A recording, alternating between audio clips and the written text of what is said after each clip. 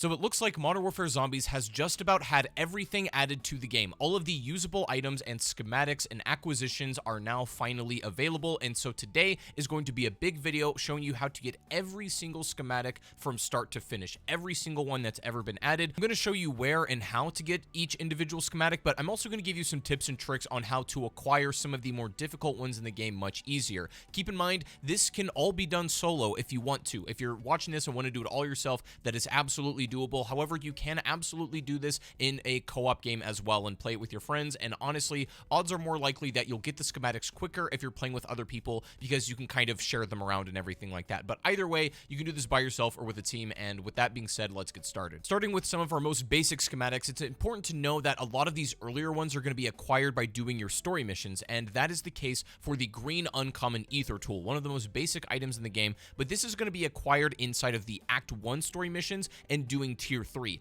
After completing these particular story missions, you will be given the uncommon ether tool as a reward. Now, the slightly better blue rare ether tool is also acquired in a story mission. This is inside of Act 2, and these are in the Tier 5 missions. Keep in mind that all of these ones that are given through this method are guaranteed, and that's not the case with all of these other schematics. The epic ether tool, which is the purple, is acquired in a random Tier 3 contract. Now, earlier in the game, this was much easier to acquire because the overall loot pool was a little bit more diluted, but it can be a bit more difficult to get now. However, epic ether tools, the schematics are still located by doing Tier 3 contracts in the most difficult zone. Now, when it comes to getting the coveted legendary ether tool schematic, the one you really want to keep, this is a little bit more involved. You can't get this through regular contracts or story missions. This is acquired by defeating the red worm, aka Greylorm, but for the purposes of this video, when I talk about him, it's going to be the red worm. This is a secret boss that is activated once per match, and to do this, you need to go to this very specific part of the map,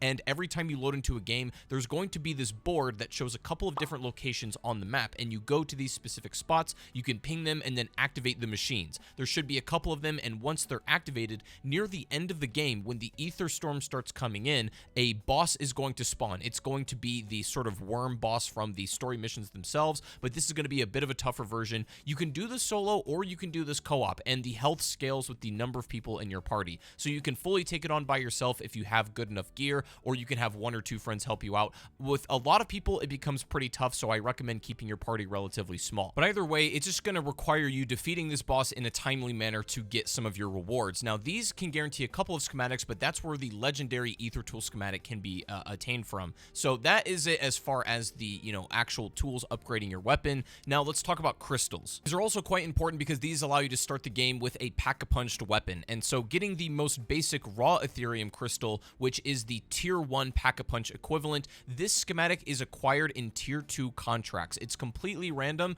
and there are contracts that I feel like are quicker to complete, such as the HVT. You can do the cargo, which is pretty simple, especially for solo players. There's a few that I would stay away from. Anything Merc-based, I wouldn't really rely on, but doing Tier 2 contracts should eventually give you the schematic for the raw Aetherium crystal, aka the Tier 1 pack-a-punch. Now, as far as getting Tier 2 pack-a-punch, the refined Aetherium crystal, this one can be acquired again by doing Tier 3 contracts. This requires you to complete a lot of them in the red zone, and these can also be a bit of a challenge. Doing HVTs is an option. Doing cargo is probably the easiest here. If you're having trouble doing Tier 3 contracts, there's two things I'll recommend. If you're playing solo, use a Wonder-Off if you have it, obviously, and complete some of the Outlast contracts and stuff like that. It makes it a lot more simple, but also, if you're just wanting to farm Tier 3s, you can consider just partying up with people and joining their squad as they're doing Tier 3 contracts and then reaping those rewards, and hopefully you'll be able to get it. It's been a while since I've seen this schematic, I'm not gonna lie, it feels pretty rare now, but in order to get this one, you will need to just farm those contracts. As far as getting the best one, the flawless Aetherium crystal, which has basically the highest cooldown time in the game, at 3 days, is the Tier 3 pack-a-punch crystal, and this one is also acquired by defeating the red worm. I would say this is a bit more of a reliable, repeatable process. Oddly enough, it's probably easier to get this schematic than it is the Tier 2 crystal at this point. At least there's a guaranteed method on how to acquire it, relatively speaking, but defeating the red worm should give you the chance for either of these two options we've talked about so far, which are some of the best items in the game, allowing you to fully upgrade your weapon every single match. Defeating the red worm is going to be of the utmost importance, and that will give you all three of the crystals that are available in the game. Now, real quick, let's talk about ammo mods. These ones ones aren't too hard to come by, and some of them are guaranteed, some of them are not. The Brain Rot ammo mod is going to be acquired randomly through tier 1 contracts, the easiest zone in the game, and obviously if you have anything else that we've acquired so far to be able to help you, this will be much easier in farming all of these. But Brain Rot is going to be randomly acquired. It's usually not too difficult to get. Cryo Freeze is going to be a bit different. This is actually found in the Act 2 of the story in the tier 2 missions. That will give you a guaranteed way to get Cryo Freeze inside of the Safe Cracker mission. Upon completing that, you'll be given that schematic forever. The Deadwire ammo mod will also be acquired in tier 2 contracts. Once again, if you're just trying to farm a lot of these and get through them quickly, HVTs are some of the fastest ones you can do if you have a gun that melts them, and then also cargo is fairly simple to do as well, so would highly recommend that. It shouldn't take you too long to come across this one, the Deadwire ammo mod. Napalm Burst, which I think is actually one of the better items in the game. I think it does great for your weapon. This is also acquired in the tier 1 zone. Just by doing a random tier 1 contract, you should be able to get this one as well. Once again, not guaranteed because it's not in a story mission, but still at some point by doing enough tier 1s, you'll eventually come across this schematic or these plans to make this. And then comes to our final ammo mod, which is Shatter Blast. These are found inside of random tier 2 contracts. Once again, no story mission, so no guarantee, but again, rinse and repeating the same exact process of the tier 1 contracts, doing HVTs, cargo, etc. Should give you the best odds of acquiring this quickly. Now let's move on over to your perk schematics. MWZ has quite a lot of them, and they're all acquired by slightly different methods. So starting off with our Deadshot Daiquiri perk, this one is probably one of the most important perks in the game. It's just great to have, generally speaking, and luckily it's acquired in random tier 1 contracts. So you really shouldn't have much trouble when you're farming some of these earlier in-game items. You'll come across Deadshot, I think, pretty quickly, and this one seems to be fairly common to get, so that shouldn't give you too much trouble. When it comes to Death Perception, this one's actually found in the 2-factor authentication mission inside of Act 3, and upon completion of that particular mission, you'll be given the Death Perception schematic. That one is guaranteed. The Elemental Pop schematic is a bit odd because I've actually gotten this 2 different ways. Generally, it's considered that you can get the Elemental Pop schematic out of tier 3 contracts. That seems to be the most common way to approach it. However, I've also gotten the Elemental Pop schematic in the Dark Ether, which I didn't really know was a thing. I'm not sure if you can get other perks that way as well, or other tier 3 perk schematics. I'm not sure, but I have gotten Elemental Pop in the Dark Ether, so for what that's worth, you might accidentally come across it while doing endgame content if you don't have it already, but I would still advise doing tier 3 contracts overall because there's a lot more of them, they're easily repeatable, and I think it'll be a lot more common for you to come across it that way. When it comes to the Juggernaut Can schematic, again, a very important one. These are located randomly in tier 2 contracts. Pretty straightforward. Once again, just repeating anything in the orange zone here. Just spending a game knocking these ones out very quickly should give you high chances at getting the Jug schematic, plus everything else that's located in tier 2. Now, when it comes to the PhD Flopper Can, same case as Jug, also located in tier 2 contracts. This is actually one of the first ones I ever got, and I got it on like my first tier 2 ever, so this shouldn't be too difficult to acquire. Now, when it comes to the Quick Revive schematic, this one is guaranteed. However, it's found in Act 1 in your story missions inside of tier 5. So this has a guaranteed method to get it. You just need to do that particular story mission. That's where I recommend starting, is just as you're playing through all of these, do your story missions first because you're going to get your guaranteed ones along the way. When it comes to the Speed Cola Can, keep in mind for some of these perks, you can do an Easter egg in-game to get just the perk itself for that match, but obviously you won't be able to keep it. We're going for schematics here, but Speed Cola can also be found in the tier 1 zone doing random contracts there. Speed Cola is an insanely important perk in the overall game, so it's good. It's very easy to acquire. Same is the case for the Stamina perk. Again, super crutch, very useful, and this is also acquired in tier 1 contracts. Shouldn't give you too much trouble to come by that either. When it comes to Tombstone Soda, what you might say is easily the most broken and most useless perk in the game if you're not trying to break MWZ.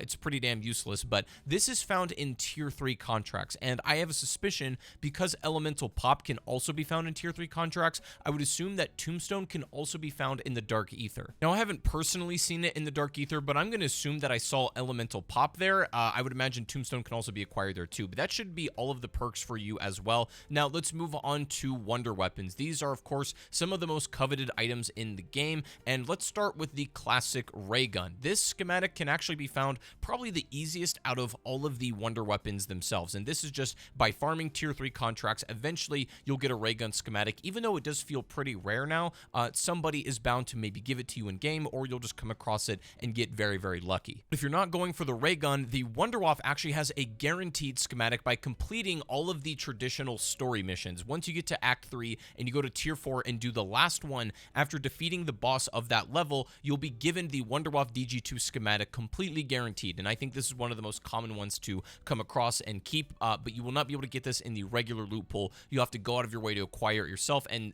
by that point you have done all the story missions, so all of the ones previously you should have already acquired. Now when it comes to obtaining the VR11 schematic, this one's tricky. We haven't talked much about the Dark Aether portals yet. Just to lay something out, there are 3 Dark Aether portal locations located on the map. They're all in the Tier 3 zone. This first one is located on the island, the second one is located on top of this mountain, and then the third Dark Aether portal is located in this plaza. So these are all the locations of where these respective Dark Aether portals can be, and they have different maps and thus different schematics. Now the VR11 is actually acquired in the second Dark Aether portal, which is the one on the mountain. I'll give you a quick explanation on how these portals are accessed and activated. So upon completing your traditional 3-act story missions, you're going to be given a set of new ones that are like Act 4 basically, and they're only one mission at a time, but it's you going into the Dark Aether to do something. Upon completing one of these story missions associated with a portal, you'll now have the ability to do an Easter egg and get 4 different items that can be upgraded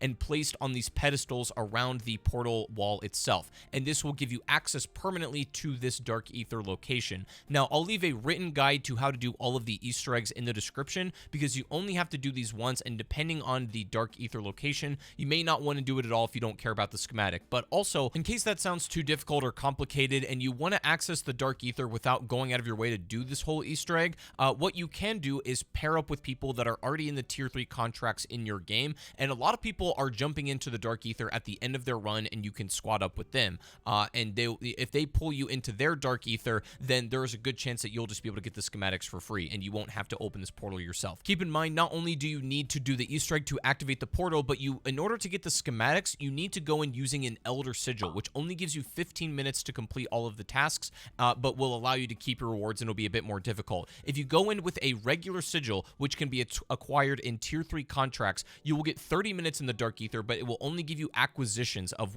the rewards that are in that particular Dark Aether. But if you want to do it reliably and just have free access to it, I do recommend doing the Easter eggs to open up all 3 respective portals. And the thing is, they don't all give you the same schematics, and so we'll talk about which ones are given where. But anyways, the VR11 is obtained in the second Dark Aether portal that's located on top of this mountain. It's got to be this one specifically, and by doing contracts in there, you'll be given the VR11 schematic. It's not a guarantee. You may have to do it a couple of times in the Elder Sigil, but eventually you'll be given this one after completing one of those 3.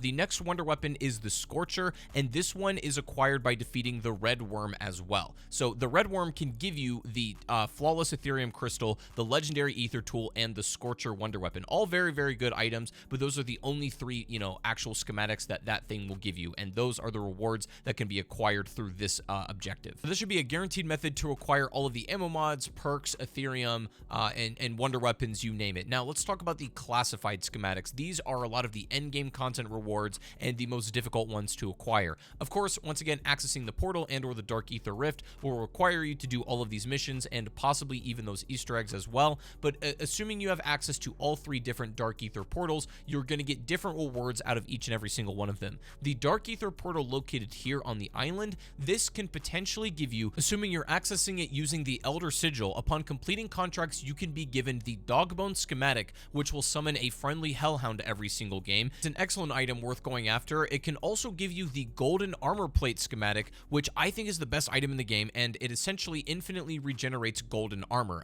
It's very good and highly sought after. And this can also give you the Aether Blade schematic as well, which is a throwing knife that infinitely retrieves back to you, kind of like the Hell's Retriever from Mob of the Dead. Works very similar and is also one of the best endgame item tools. This particular Dark Aether is jam-packed with great items, so I highly recommend going in with an Elder Sigil to acquire these particular schematics. The second Dark Aether Rift portal to be added is located on the top of this mountain, and the rewards that can be acquired out of this one are the VR11 schematics, the Mags of Holding schematic, which this allows you to infinitely pull from your weapon stock instead of its magazine, meaning you never ever have to reload. An excellent item, definitely worth going after as well. And then finally, the Blood Burner keys. keys. The Blood Burner is a vehicle in the game that can actually be found in the open world if you get lucky. It's pretty rare to come across, but it can be found. It can drive over water. It can drive on land. It's the best vehicle in the game, hands down. Definitely worth for getting around and covering distance. But the Blood Burner keys, which allow you to spawn this vehicle in every match, can be acquired in this second Dark Aether location. And so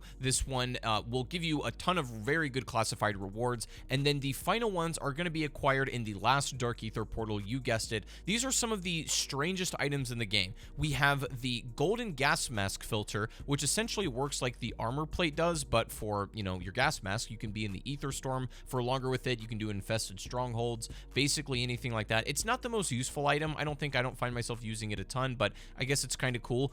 Then you also have the Sergeant's Beret, which spawns in a friendly mercenary and also makes you near invisible to other mercs, which can be very useful if you don't want to get shot by them and you just don't want to deal with that stuff. The Sergeant's Beret can be quite good for that, and it's also good to have the merc companion in some of the endgame content. And then it also has Deadwire detonators, which is maybe the most interesting item ever because it's not very clear how it works. It adds a Deadwire effect to launchers and or explosives. This can work for explosive weapons, but it also works on grenades and things like thermites. It's an odd one, but can certainly melt bosses that are weak to electricity like the Disciples, and so it's pretty cool, I guess. But if you're going after all these classified schematics, they're found in the final Dark Aether location. If there are any more that are added and other schematics that maybe come as a surprise, you can assume that they will be located in any other Dark Aether portal that was not included here, but I believe this will probably be all the items and how to get all of these schematics in game. I hope this did help. If you guys did enjoy this, drop a like and make sure you subscribe to the channel. You can go check out my brand new podcast if you want to. Be greatly appreciated. Go give it a listen, and thank you very much, guys. But have a good one, and I'll see you on the next one. Peace out.